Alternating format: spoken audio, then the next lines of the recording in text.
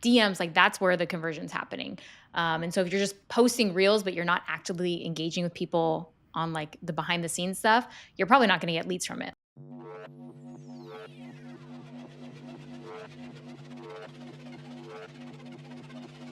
Ladies and gentlemen, welcome to the walkthrough, the most underrated, valuable marketing podcast in real estate history. I'm Eric Simon, aka the Broke Agent, aka, you know what, Jason? Let's skip this part because we are in the presence of real estate royalty. This is not even a real episode. This is just what's the word? Coronation. This is we have the queen herself in studio. Our guest cut straight to the chase is someone we mention every single episode. She's the hyper local queen. She's just a Spokane real estate agent sharing cool things about the city she loves. Ladies and gentlemen, the Alyssa Curnutt. How you doing? Thank you. I'm doing much better now. Thank you. Yes. Look, folks, we have a rule on the podcast. We do mention Alyssa every single episode, and she was getting sick of it. She said, Eric, please, can you just have me on the show? Because all you're doing is talking behind my back. So now we have Alyssa here to break down her hyper-local strategy in 2025. We had you at the end of last year, but it's time we bring you on once a quarter to update the people. I appreciate that. It was getting a little awkward. It was. I want to throw this out for the people listening. Last week, when we're filming this, 2 weeks from when you're hearing this, Alyssa did a keynote at RevB, Real Estate Video Blueprint. And I know, because I was there and talking to her ahead of time, she was a little nervous going into it. Absolutely crushed it. Like home run, MVP of RevB. If you need a speaker, Alyssa's your girl because she absolutely owned the stage. How did it feel up there, Alyssa? How in that moment? In that moment, I was terrified, but afterwards it was great. Afterwards felt awesome. You did so good. Good job. Thank you. The best part of speaking is when it's over. That's what I always say. The 5 minutes afterwards are the most relieving part. And if you're just listening to this, Alyssa, great on video. You were a former news anchor, correct? Reporter, but yes. Okay, news reporter, but still gets nervous on stage. So for everybody listening, it's very natural to get nervous on video, on stage. We three speak all the time. We three get nervous all the time. That's actually a great intro, Jason, because I want to break down what Alyssa talked about in her keynote at RevB. So if you guys like the sound of this and you're excited to hear from Alyssa, make sure you let's get Alyssa 150 likes here. Did you bring it down from 200? Don't you usually? No, we brought it up. No, we brought it up. 200. Oh, okay. We brought it up from 100. Okay. We've been bouncing all over the place. 100 was last episode. 150 is this episode. Okay, so let's start first about hyperlocal content because we talk about it ad nauseum. But can you just explain to us why hyperlocal content crushes and kind of why agents should start implementing this into their posting strategy? Yeah, well, first of all, people care about their communities, right? Like they want to know what's going on. They want to like love their communities, even if, that like the lifers, especially here in Spokane, like there's a lot of complaints about it, but ultimately people want to love where they live. And then they want to share and tell that to their family and friends and people they know. So it's super, super shareable content when they can be proud about like what's going on in their communities. And then it crushes from like a real estate and business perspective because people only care about real estate videos when they're actively wanting to buy or sell a home, which is what, every 7-8 years, whatever that is.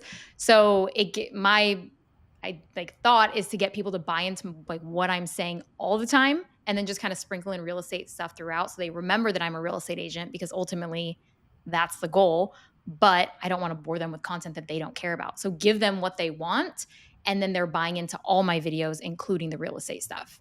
So that when they want to buy or sell a home, they still think about me because they're seeing my stuff all the time. Genius. There's nothing you can do to convince someone to buy a home when they're not ready, but you can stay in front of them for 3 months, 6 months, a year, 2 years, 3 years with relevant local information so that when they're ready, they think of you instead of going to Zillow or some other agent. And the number one complaint we get from agents is I'm posting every single day, but I'm not getting engagement. The reason they're not getting engagement a lot of times is not because of the quality video or how they are on camera.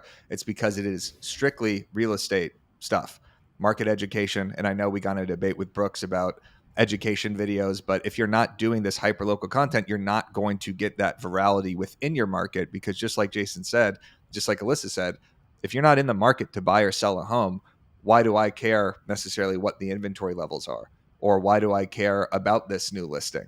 It's not that you shouldn't post it at all, because Alyssa's content also includes promoting her real estate listings, but she's in front of her community every single day. So I think that that's a great way to look at it. How do you break it down? And I don't know if you have this question teed up, Eric, but like, Alyssa, how do you do, like, do you only put hyperlocal in the reels and then you talk real estate in the stories? Do you have a percentage that you try to stick to?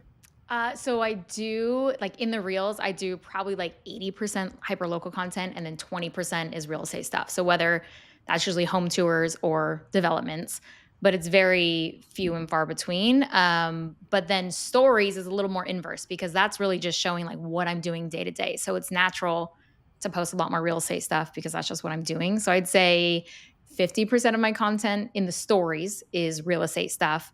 And then there's going to be local stuff too, because, you know, if I'm going to a restaurant or I'm at my favorite boutique, like I'm still posting about that and sharing it in my stories. So yeah, it's definitely heavier on the real estate side in my stories, but I still do it in reels as well. That's awesome. That And then makes you sense. talked about, during the talk, you talked about your avatar, your key avatar, and you have identified like strictly down to the ages. What is that avatar and how do you make content for them? So my avatar, it's women with children who are between the ages of 2 and 14 who live in North Spokane. So That's that's like who detailed. my content is going toward. And when I was trying to figure out like who my audience was, it was like when I was first starting out, you know, you do all the things, you do all a bunch of stuff trying to throw it at the wall and see what works. I'm like, what do I enjoy making the most? Because that's what's going to convey best to the viewers. And it was all like mom content. It's because that's my stage of life. And so doing a lot of like mom content, and then my ideal client is in North Spokane. So then just honing in on that kind of stuff, which doesn't mean I can't do other things. I mean, it has to make sure that it works for that ideal avatar. Like I run through every video I post, I make sure, would that person care about it? And if they don't, it makes it easy. Like I don't shoot it. I don't do a video about it. But it doesn't mean like I am only limited to things in North Spokane. But if a mom who lives in North Spokane would care about an airport video or something going on downtown, I'm going to create those videos. Making content about what you're passionate about is definitely the move. Why are you smirking, Jason? Because it was so good. Like most people have like the broad, well, it's just real estate. Anybody in San Diego, I want to work with everybody in San Diego. And it's like that. Isn't there like a saying that's like, if you're making content for everybody, you're making it for nobody? Like the ability to have it not just niche down, but like moms in North Spokane with kids between 2 and 14, like that is amazing breakdown of like an avatar. And then it makes it really easy. Would my avatar like this content? And if not, I don't shoot it. Like that's just so good.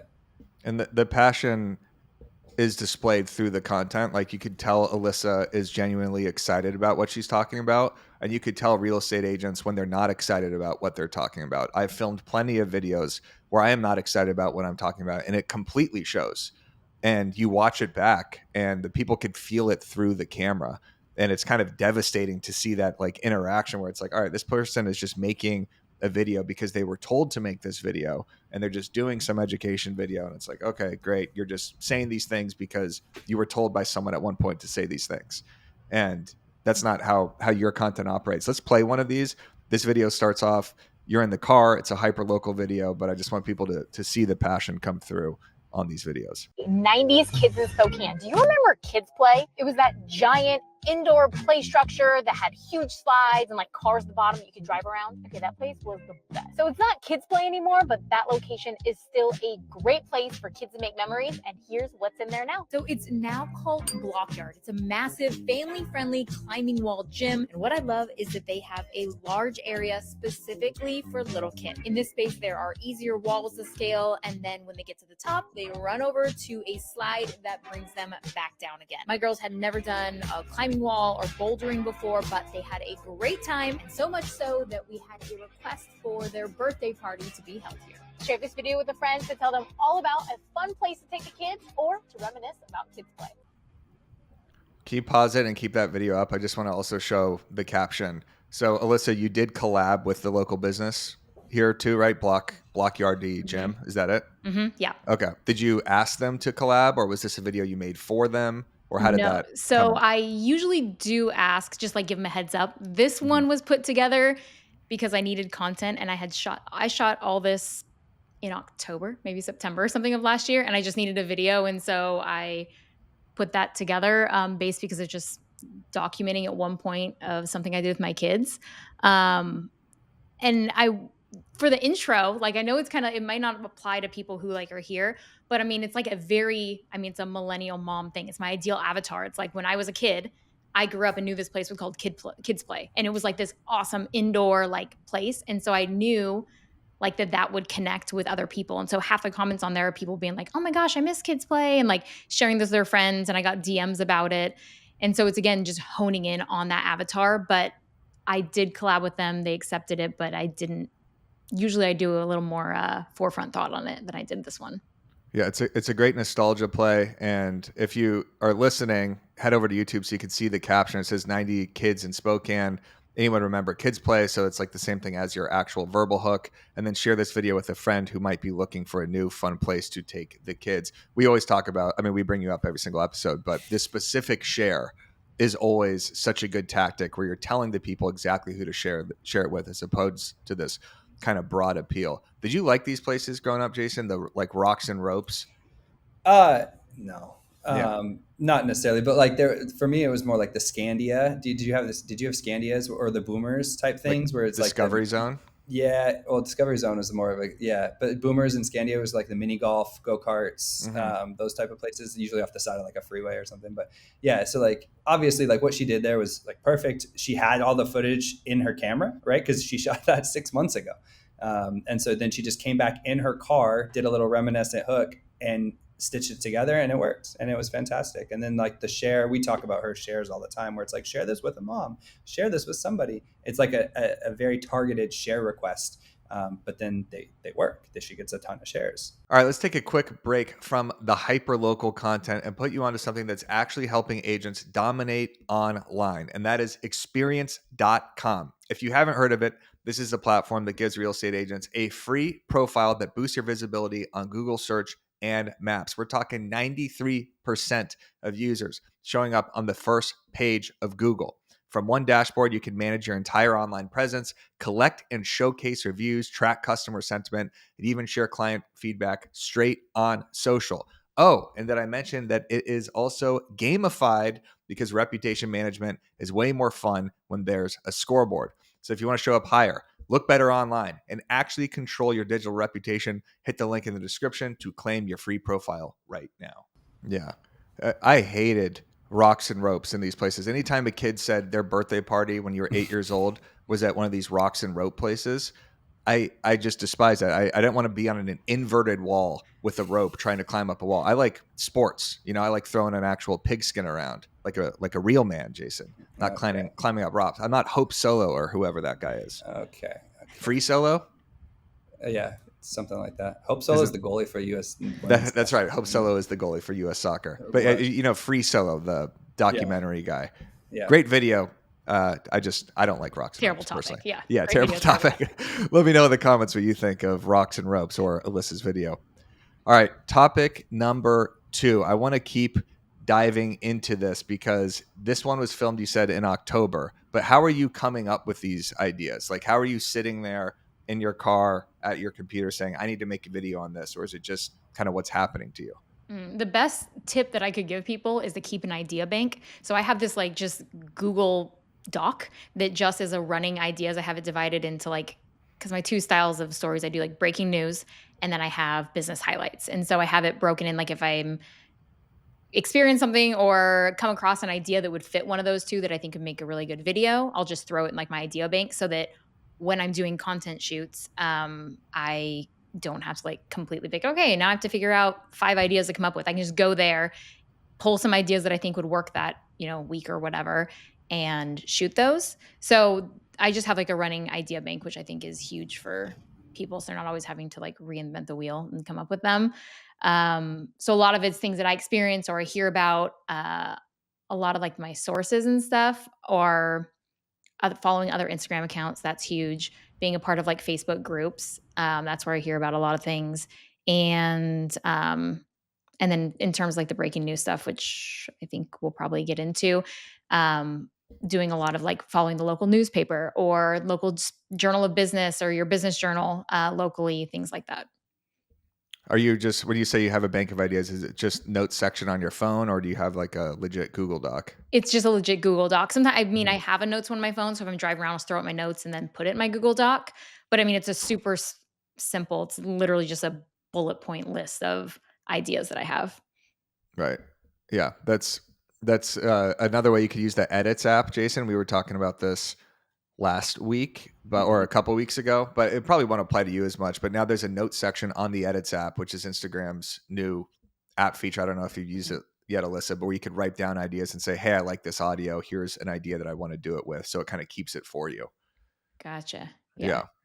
So let's get into the breaking news aspect. So you're following, you said, like a business journal or something in Spokane that's giving you the news headlines. Yeah. So and I think most cities have it. It's like a business journal. It's just like a public, like all they do is post like new things opening up in town, new developments, things like that. But paying tip is like past that paywall because a lot of people don't. And like, then you get what, 2 free articles a month or whatever. So pay past that, pay the $5-10 a month or whatever it is. The local newspaper, those are the 2 main things. And then the permits portal, I get a lot of information from. So if people want to connect with their local building and planning department, they can give you it's all public information. That's something I learned from New. So it's all, you just go to like the local building and planning department. They can send you a link for their public permit portal. And then you can just put in an address or parcel number or whatever it is. And it will tell you exactly what's going on like if you see construction going on or something, it will spell out exactly what's going on at that site.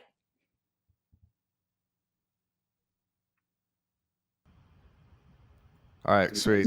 Later. I did used to use the permit portal when I worked. Yeah. When I worked downtown, I used to use the permit portal all the time because you'd see an empty parking lot and you can go look up who the owner was and if there's any plans to build on there. It comes in handy a lot when you're working with like downtown condos. If there's an empty parking lot next door, it's like you can tell your client, hey, if you're buying on this side of the building, you can assume there's going to be a new building going there. So like that, it does come in handy. But then obviously, yeah, like if you see a fence go up somewhere around your city, you can kind of assume that building's getting ready to start. Construction is getting ready to start. So you can look up the permit portal. Yep. Great tip. It's a good way to bookend that, Jason. I think we should do this every time we're interviewing someone is they give us a great answer and then we just kind of sit there and just drool on ourselves as they're giving us absolute gold. All right. Speaking of absolute gold, your framework for these videos, how do you script them? How do you plan them out? So I go into my shoots with already having like the intro and the outro written because you'll know like the general gist of like why you're shooting the video. So I'll go in with those pre-written and then go and shoot them and then go back with the footage and do voiceover. So my structure is always intro, voiceover, outro. It's the same thing every time. Like my intros are always like, why would people care about it? Like, why did I think it was a good video? And I'll just say exactly that. I think a lot of people overthink their hooks a lot of the time. And so I just say exactly like who I'm talking to. Like sometimes it's, if you live in North Spokane, listen up. Or, hey, mom's in Spokane, there's a cool new place that you're going. Like speak to my audience member. And then voiceover. And then the outro is always the same. It's always share this with a friend who blah, blah, blah. Or it's why they would want to tell somebody or who would care about this video. And do you do the voiceover as you're watching the B-roll back? Like, do you just talk over it as it's happening, or do you script that out? I script it. Okay. I'm a scripter person. Some people, can do a lot of ad-libbing, but I script it out and then just in my voice memos in my phone, I'll just record it and then lay it over the shots. There's a lot that goes into this. Like, us on the other end of the video, we see these videos and think, okay, Alyssa's just pumping out content, but you're getting it from the business journal or from a Facebook group. Then you have the idea. Then you film the intro and the outro. Then you film the B-roll and then you combine it all together, do a voiceover, and then edit this all together. So this is a lot of work that goes into this. It's not like this is just coming out of thin air here. Yes, but it's easier than people think. It's a Right. lot more, especially like once you get going and you get a system. Like I have, like I said, that idea bank, and I have, like in that idea bank, I have a little section that's just sources. So I have all these hyperlinks of things like if I'm okay, I need to go back and figure out what I'm going to talk about. If I don't have a great idea bank or I just want to check in on it, I do it like once a month, and I'll just go through and click those links of my sources that I already have spelled out and throw it in. So it's not like I'm on this every single day and it's going, having to recreate the wheel every single time.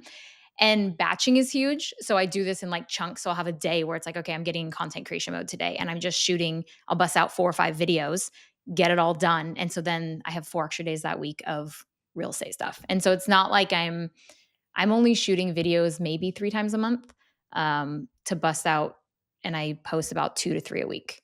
So it's not that I'm having to do this every single, day or something, but it's like once you get in the rhythm of it, it's a lot more approachable than people think. You just have to start doing it and come up with a system for it. Yeah, that makes sense. Have you ever thought about, like, Jason, you've seen Houston Unlocked. Obviously, we had Katie Day on. I was just on the phone with her yesterday. We were talking about RevB and how great your speech was. And she mentioned that one of her most recent posts was a carousel that got like 20,000 shares. And she said that like the carousel and the headline posts are crushing for her. Have you ever thought about doing that on your page? I know you're mostly video first, but you're seeing all these other hyper local real estate agents do the headlines where it's like you don't even have to do the actual video sometimes. Just do a template of the headline. Yes, I have thought about that, and I need to implement that. Got it. Especially even if it's like, things like 3 new developments coming to Spokane or things that I've already done videos on that I can just repurpose and put in carousels. I just haven't done it yet, but I do need to, Eric. Thank you for the nudge there. Of course. I just think that, yeah, go ahead, Jason. Kyle Talbot, Ken Pozek, Bill Olson, like I'm seeing it more and more, and it's just filler content. So if you're posting 2 or 3 times a week, now you can be posting 3 or 4 times a week, and one of them being just the headline, and it's just an extra piece of content. Because some people maybe some people don't want to look at the video, but then they'll engage with the carousel or the post. By the way, we have these hyper local templates for you in BAMX. So if you're not a member yet, head over to the school community right now. So we have it for you where all you have to do is kind of put the headline in, put the video image in the background, and we have a bunch of hyper local ideas. What are you doing for Mother's Day for content? This is like the Super Bowl for your page. It is. I hadn't thought about it, Eric. So thank you for that nudge. I will come up with something. I will. Yes. I mean, that feels like your page. Everybody is sitting on pins and needles. What is Alyssa going to do for Mother's Day? Mm-hmm. Exactly. Yeah, all right, let's get into how to actually convert these followers into leads, because a lot of people see the hyperlocal content, they see the shares, they see the views, but then they say, how do I connect those dots? How are you actually getting real estate leads from this? Yeah, so showing up in your stories is really important, and there's 2 main ways that, like, because DMs, like, that's where the conversion's happening. And so if you're just posting reels but you're not actively engaging with people on like the behind the scenes stuff, you're probably not going to get leads from it. Like, I don't have many. It's happened where people will just be like, I've never talked to them before, and they said, hey, can we talk about buying or selling a home? Like, it happens, but it's more that I've engaged in conversation with them. And so there's 2 main ways that I do that. Number 1 is what I call like a welcome message. And so when people follow me, I DM them, and I have it set up as a keyboard shortcut in my phone. And it just said, hey there, thanks so much for the follow. I look forward to connecting on here. Did you find me via a particular reel about Spokane? Just like engage, rather than just saying like, hey, thanks, and they like it and call it a day or just ignore it. It's kind of like posing a question to them so that they'll try to engage. And usually they'll tell me exactly what reel brought them to me. And maybe we'll have a little conversation back and forth about it or whatever that is. But it just opens the door for conversation, like lets them know that I'm a real person behind this account and that it's an open door for conversation if they did want to buy or sell their home. And then the second way is polls. Polls are huge. Like, that's definitely the number 1 way that I get people to raise their hand. And so when I'm doing mostly real estate related polls, it's always like the same, like 3 questions. I'll have something about, hey, I'm considering buying a home, but I don't know where to start, or I want to sell my home and I have a question, or I have a general real estate question, and letting people like pick one of those options, but you have to follow up with them. So they don't just vote and it dies. Like, you go in and follow up with what they said. And I get every single time I'll have 5 to 10 hand raisers on there, which is not like a great performing poll compared to like other things that I do. But it's like, that is 5 to 10 real estate leads or people who want to have real estate conversations with you. So then following up with that, but polls are definitely the number 1 way that I get real estate leads and convert those into clients. So you'll see who voted a specific way. If someone says, I do want to buy a home in the next 6 months, you can see the 5 or 6 people, and then you message them. Exactly. Yep. Okay. Yeah. And usually I give them an out, like, to make sure that there's a question that might apply to them. So I always say, like, if it's buying, selling, and then maybe a general real estate question. Or if I'm saying something specific about buying, I'll say like, yeah, I'm thinking about it and I have a question right now, or I'll leave it open-ended. Like I'm considering, maybe loop back to me in 3 months or something like that. So then I'm still like putting that in my head that, okay, that person wants to talk about it, and I'll put a reminder in my phone or on my CRM to reach out to this person again in 3 to 6 months or whatever the poll was. What's important about this, Jason, is there's a lot of legwork that goes into this. Like she's intentionally putting up a poll. She's attracting people with the local content, intentionally putting up a poll in her story, but then she's physically looking at who voted for something and then messaging them or banking the fact that that person's 3 months away. A lot of people think that if I just start posting hyperlocal content, I'm going to get DMs saying, hey, list my $3 million house, click here, and the listing contract signed. Like this is a lot of nurturing that has to go on with these. I always tell the story that when I started the Instagram story swipe up ads back in like 2018, I got like 2 leads from it looking for an I have a buyer letter. And I followed up. It didn't work out for my buyer, but I followed up with those 2 listing leads for like 2 years. And then I actually got a listing. One of the swipe ups ended up being a listing. And I was like, but the part of the story that everybody misses is that I followed up with them for 2 years. Like they were in my CRM. I was sending CMAs, automated home valuations, all that type of stuff. Yeah. It very rarely is just like, hey, I saw your reel, come list my house. You have to put in the work. Alyssa, okay, I have a question though. How do you pull them from Instagram over, other than the DMing one-on-one arbitrage? Do you ever use like DM me the words or guides to collect emails? Because like I know that like Eric always talks about building up the email list. How do you pull people from Instagram back into your email list so that you can then hit them up with like actual real estate related stuff? Yeah, so I do, guides are the number one way to pull people from like general people who I want to keep like in my drip system, because I have a weekly newsletter. So I will do a lot of like, I have pinned on my post or on my Instagram, I have like a start here thing that is like a general like about me or what they can expect on my page. And I created like an ultimate Spokane guide. So I have had a lot, like well over 1,000 people who have downloaded that. And then they just go on my weekly email. And then I do like, I don't know, I do a lot of holiday stuff, like a lot of holiday guides and holiday lights and things going on in Spokane. I'll do like a farmer's market guide in the summer. I have like coming out this week or last week when they will have heard this, I have like a ultimate brunch guide. And so it's like coffee shops and brunches tying in with one of my reels that is talking about like my favorite brunch spot in town.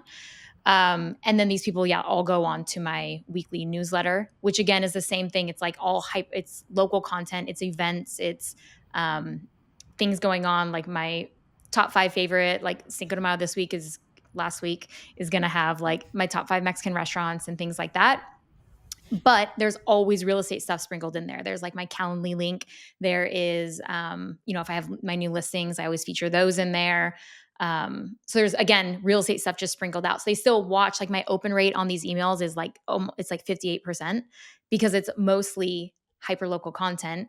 And I think we're at like 2,500 subscribers now solely for my guides. Like that's the only way I've gotten them. But I have such a high open rate because I'm still hammering that local content, but they're still seeing my name. They're still seeing all my real estate stuff.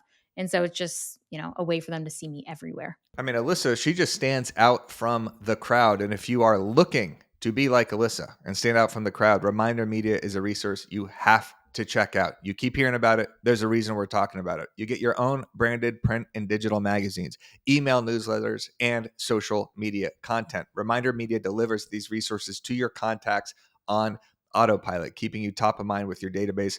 All you got to do is focus on your follow-up calls and watch referrals and repeat business come in. Use the link down below to check out Reminder Media. Notice what you didn't hear in there, Jason. Buyer guides and seller guides. And I've been hearing Sharon go on these rants like nobody wants a buyer's guide or a condo guide. And I totally agree. I mean, I've been saying, do buyer guides or seller guides, but I'm honestly just making that up because how would I know? Honestly, it seems like something to say like, oh, first time buyer's guide, condo guide. And I'm sure that is applicable to some people, but you're still doing content based off of, what your niche is, which is the lunch spots, the brunch spots, the coffee shops. Is that a buyer guide right there? Sure is. If you're watching on the YouTube, Nobody wants that. Don't mind me and my 40-page buyer guide. That I would want that if I was a buyer, for sure. That people can literally just go on ChatGPT and probably read all this type of stuff. Right. By the way, this is great though when you're going to meet somebody to give them the physical thing. No one's going to give you their email for this though, if you're just doing the hooks. Yeah. Keep it local, right? Best holiday guides, and the funny part is like nowadays you could write that in ChatGPT, or like have, the prompt or like the whole 2 or 3 page PDF written by ChatGPT, and then just offer that as a guide to collect the emails. I just love that the newsletter like supplements your Instagram content, where they kind of work together. I don't know if supplements was the right word there, but it's like the same note that you're hitting, because some people have completely different Instagram content, and then the newsletter is all housing market data, inventory, listings, and they're kind of like, all right, well, this doesn't apply to me yet. Let me still get the real estate sprinkled in to the newsletter. And I still sprinkle in things like I do have like a monthly market update for Spokane that I send like to my clients, but I pull people once a month. I put in my newsletter like, hey, if you just want like a quick, like, I do once a month to my clients if you want to be a part of that real estate market update. And I think we're up to like 200 or 300 people who have pulled from that general real estate newsletter, or hyperlocal newsletter, over to my real estate one. And so it's like I'm still like my goal is still to pull people into the real estate thing, but I keep them separate because I still want people to care, and then get those like people who still get pulled over into the real estate stuff so they see it when they want to see it. Yeah. This is a system, folks. People go on Alyssa's page, like I said, and they just think, oh, wow, great. She's good at this kind of stuff. But this is very time consuming. Look at the framework she uses to film all these videos, script these videos, the polling, the newsletter, the drip, the sprinkle. Like all of this is marketing genius, honestly, where you're not just attacking with the sale or attacking with information. It's attract with the entertaining, informative content. Like I said, when I'm sitting on the couch with my wife, what is something that I want to show her? It would be a video like from Alyssa that says, hey, here's a new taco spot. And I know people make fun of us for saying that. Like I've done a couple of these reels and I get comments saying like, oh yeah, because I want my real estate agent to tell me what sort of burrito they're eating this morning. It's kind of a funny comment, but kind of, yeah. Like you should be a local influencer in your community, right? You're talking about your community. So screw the haters that are saying this sort of stuff. It's working for her. Jeez. Yeah. Do businesses, how often do businesses reach out for collabs now? Often. I actually got a text from Katie Day this morning she's like, how do you tell people no when you don't want to feature them? Because I get people that just, it doesn't fit my brand. And so I have a script for when I have to turn businesses down. But sometimes it does. I mean, I have gotten a lot of like free stuff because I will collab with businesses and get like, whether it's like free facials and massages or free meals. And they're like, a lot of free stuff for my kids that will just go, do like a fun spot that they want to highlight. And so what we used to do, trade. Like I'll even when I reach out to businesses now, if it's something like it's such a win-win for them that sometimes I'll just be like, hey, do you mind if we like pop in and I'll get like free passes or whatever for it in trade for free marketing? Cause like these influencers are charging like, $500, $1,000 for like collabs. And I'm like, I just want to do it. And it's free marketing for these businesses. So they are jacked to get free promo for their business that they don't have the money or the bandwidth to do. Yeah. Free ads with someone with a very engaged following. What also is interesting is a lot of people, when they have your level of success, like in the real estate world, in terms of like right now, everybody wants to hear about hyper local content, and you're the one that's like, at the top in terms of crushing it. Your content hasn't transitioned to here's how I could help real estate agents do this. You come on pods and you come on, you do speaking gigs and stuff, but a lot of people would be like, I got something. Let me teach this, which you probably should at some point. Absolutely. But I just mean like you could kind of fall into that trap of now I want to switch my Instagram to have all these real estate agents who loved me at Rev B and they hear me on, Eric talk about me every 5 seconds. Let me now start giving agents advice on how to do it. But you do it behind the scenes. You know what I mean? Yeah, which is good because you want your page to generate real estate reels. Mm-hmm. And then when you start going back and forth, that could kind of screw your account over. Yeah, I think a lot of agents struggle with that because they talk to both, right? They're talking to their people. And like, I mean, we talked about this where I don't, Jason's smirking. But like, even like collabing on like this, like when I do like walkthrough podcasts, like I've told you, I was like, I just can't, because it goes to my audience and they don't care. It's like, I also don't want to be like, here's my tactics of how I'm getting all my clients, like how I'm, you know what I mean? Tell them like, wait, there's a reason behind this. Like, I'm cool to like share it with other agents and chat with them about it behind the scenes in the DMs on whatever. But all of my content is very purposefully towards client-facing stuff, people in Spokane specifically. Alyssa's the funniest one because she's doing the thing that everybody says to do, right? And so like kind of like what you just talked about, it's like obviously we can give tips about being consistent and doing this, but like she's doing this at a very, very high level and it's actual real business. I mean, I obviously with a partner at Real, I know a little bit about how many deals she's getting from this. And this is like a lot of GCI that's coming in through real estate sales. And so you're right. Immediately people would almost automatically start coaching or selling a course on all this stuff. But Alyssa's staying true to like the brand and then true to like what she does here. And just continuing with the hyperlocal, not getting into the guru or the coaching and stuff like that. And I think it's just like mad respect for that. Yeah, cut to Alyssa in 6 months. She'll be hosting a masterclass for $10,000 a spot. Totally. And we'll be in the front row, Jason. And we're the first two clients. Even though I'm not an active real estate agent, I'll be sitting there like, oh my God, just hearing the same thing. I want to play one more video from Alyssa just so people could see the framework one more time. You're looking for a brand new spot to have an afternoon out with friends and you're a fan of wine or champagne, and there is a brand new wine bar that you're going to want to know about. Cellar and Scholar is just off of Sprague and Sullivan in the Valley, and it's a great spot for wine connoisseurs and newbies alike. They have both wine and champagne flights, and each comes with a card that tells you more about the wines and the wineries that they're from. I, the wine newbie, opted for a sparkling wine flight, and my best friend, the wine connoisseur, got a red wine flight. And their food is super unique. We tried truffle popcorn, a house-made focaccia with pesto, whipped feta, and a brown butter herb Rice Krispie treat. So it had rosemary and thyme in there. It was different, but really good. Plus, if you're looking for more of a lunch outing, kids are welcome here, and they have a really great kids menu like a kids charcuterie board, sandwiches, and pizza, and some fun activities to keep them busy. Share this video with a friend who you'd like to check Cellar and Scholar out with. So I counted. It went intro, which you shot in the car, outro, which you shot in the car, and 26 clips in between.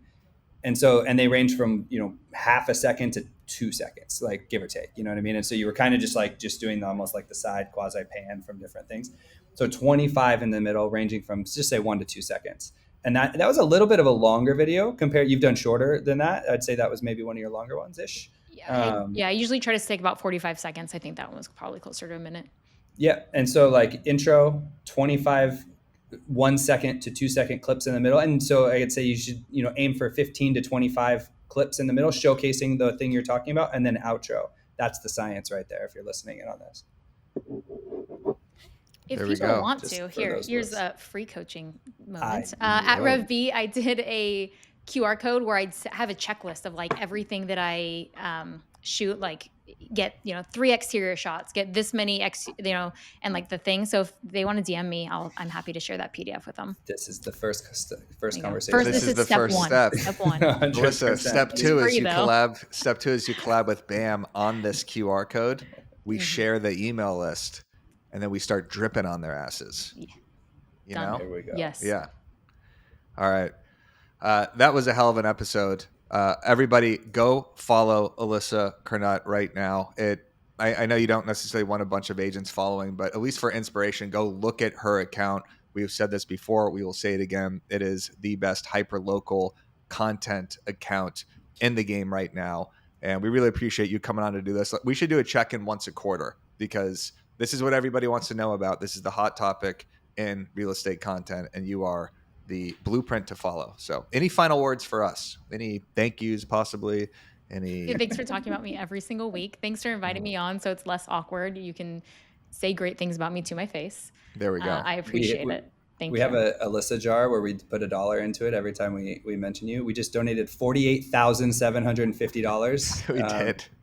To the Davenport in Spokane. Yeah, exactly. All right, that's an episode. Thank you. We'll see you next week on The Walkthrough.